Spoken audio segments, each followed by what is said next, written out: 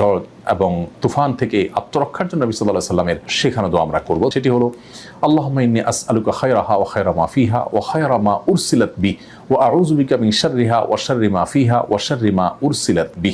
যার অর্থ হলো, হে আল্লাহ, এই যে মেঘমালা এবং এই যে বাতাস, এই ঝড় বাতাস মেঘ, এর যে কল্যাণ আছে এর মধ্যে যে আরো নানাবিধ কল্যাণ আছে। ঝড় বাতাসটা যতটুকু আমাদের জন্য কল্যাণ করা হয় ততটুকু, এবং এর ভিতরে আরো যে প্রাসঙ্গিক কল্যাণ আছে সেগুলো, এবং যে উদ্দেশ্যে, যে কল্যাণের উদ্দেশ্যে ঝড়কে আপনি প্রেরণ করেছেন বা প্রেরণ করা হয়েছে সেটার কল্যাণটা আমরা চাই।